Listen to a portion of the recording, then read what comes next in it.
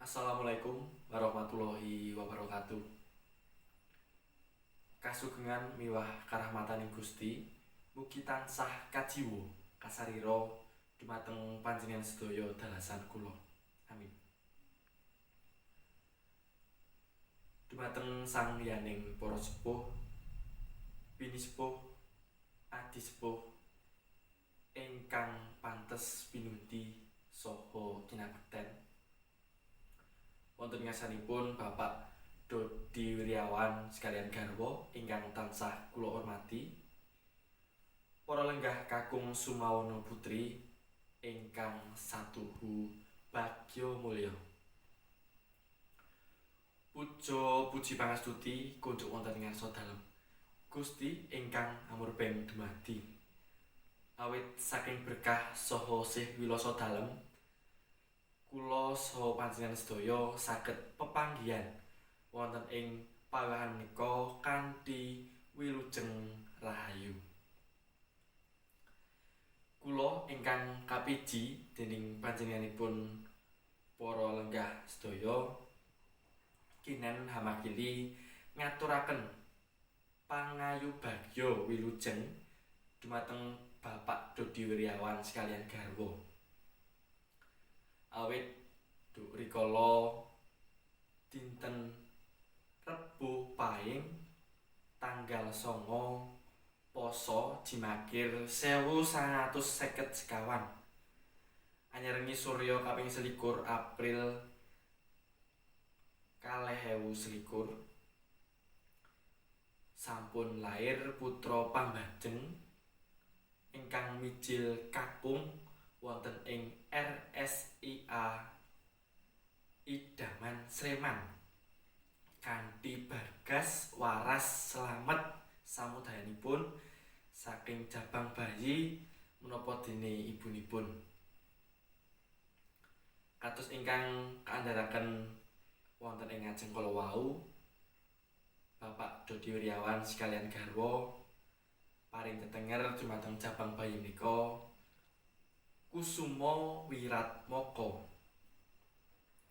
Menawi wonten ing unen-unen Jawi asma kinarya Japa. Tentu tiyang sepuh paring asma paring nama dumateng kemputra menika wonten pangajap wonten donga ingkang sae sanget.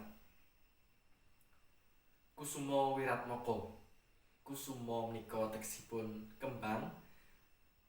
Wiratmoko menika mengku werdi kaendahan.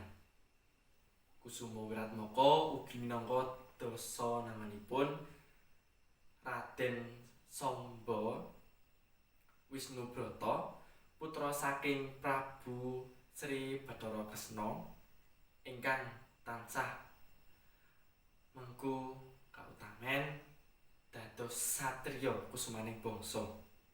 Awit saking menika ing pangangkah Nak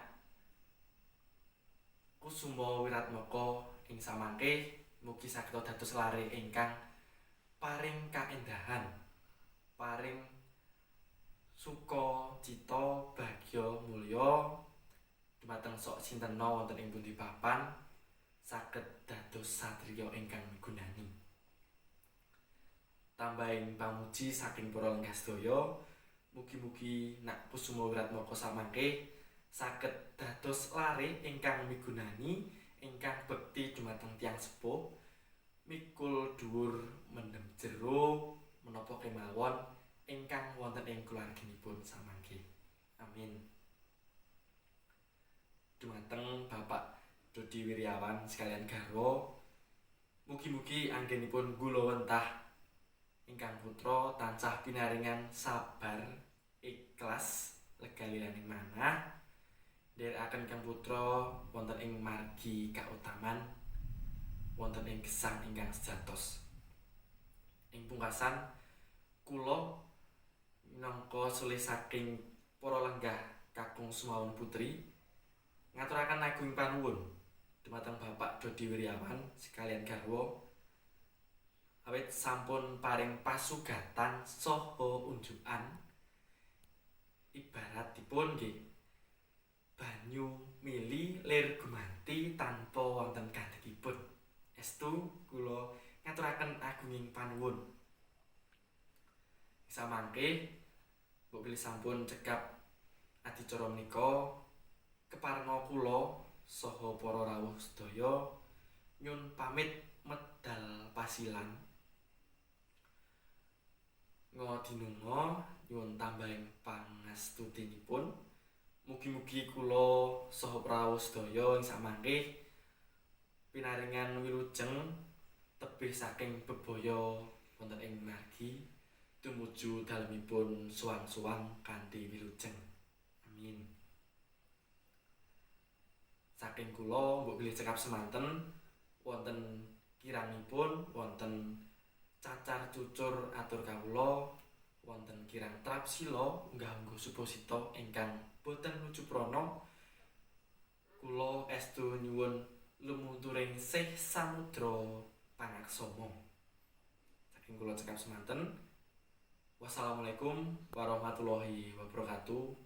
Matur nuwun, matur nuwun, matur nuwun.